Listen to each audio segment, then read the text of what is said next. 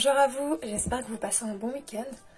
Cette vidéo va parler de mon investissement boursier, PEA, résultat d'octobre.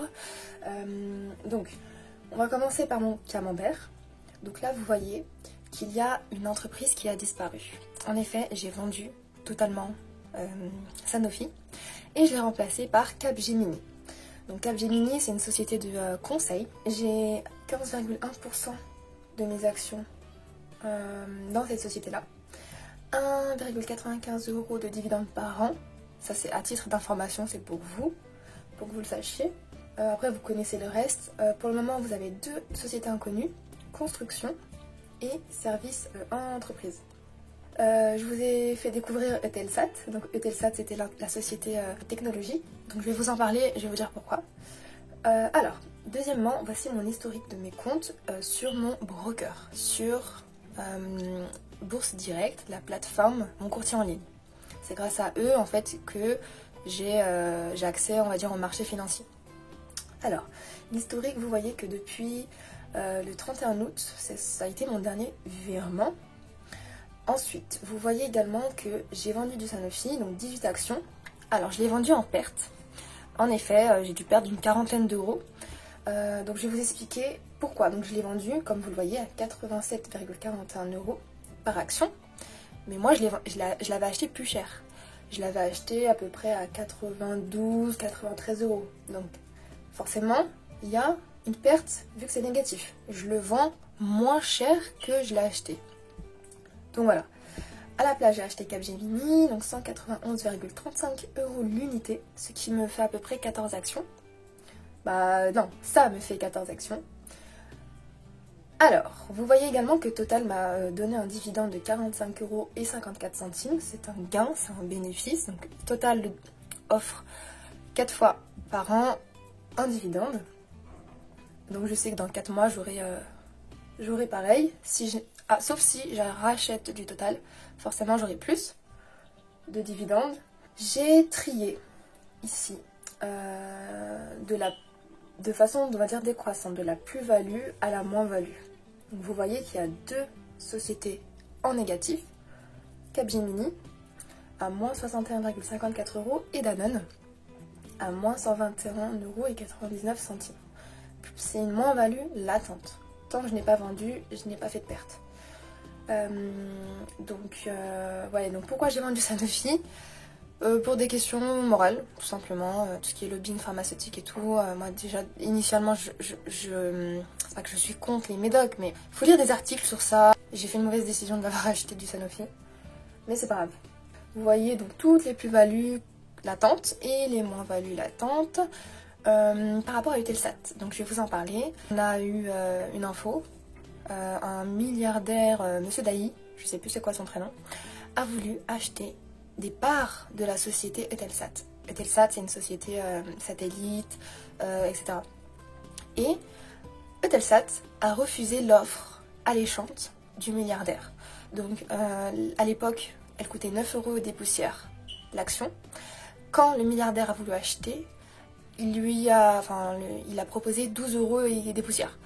Sauf que Eutelsat a refusé. Donc le fait que Eutelsat a refusé au milliardaire l'action, enfin l'offre, tac, l'action elle a grave augmenté. Donc en fait plein de gens se sont rués sur l'action, l'a acheté, et ça a fait augmenter de 16% en une journée. Moi ça m'a grave choqué. Et voilà.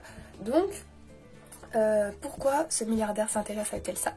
Parce qu'il a forcément des...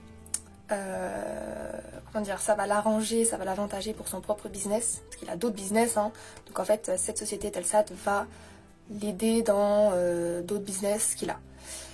Et voilà, donc en fait c'est un peu effet, tu sais, effet de masse. Quand tu sais qu'un milliardaire il s'intéresse à cette société, bah dès que le communiqué de presse est sorti, waouh, l'action elle a explosé. Donc moi je comprenais pas, je me dis mais comment ça se fait qu'elle a explosé, c'est quoi le délire?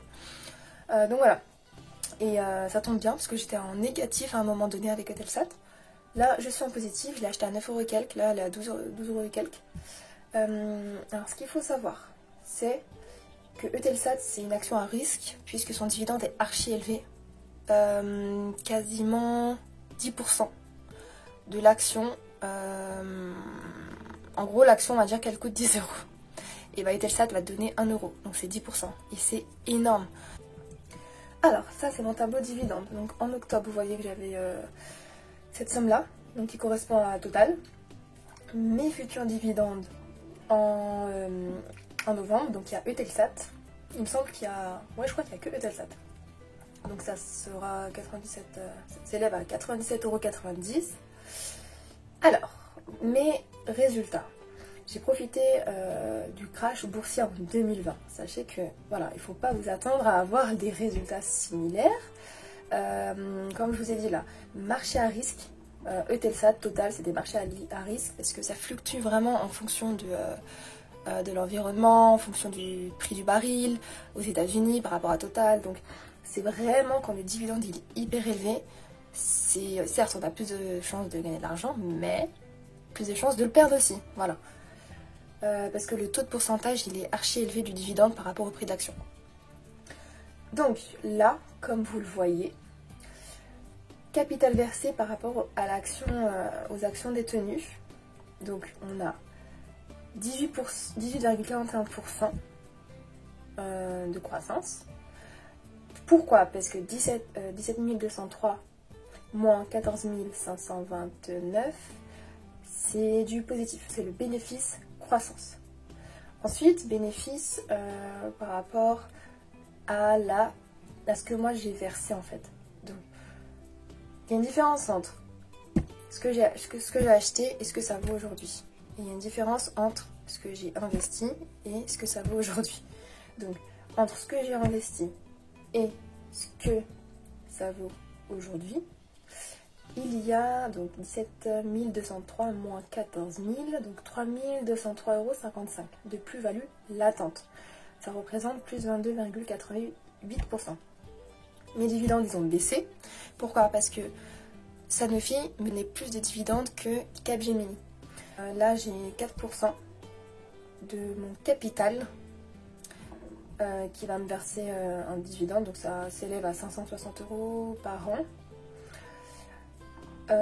Voilà, donc ça c'est mes chiffres en général. Je sais pas si je vais encore investir ce mois-ci, enfin fin octobre pour novembre, parce que j'ai d'autres projets.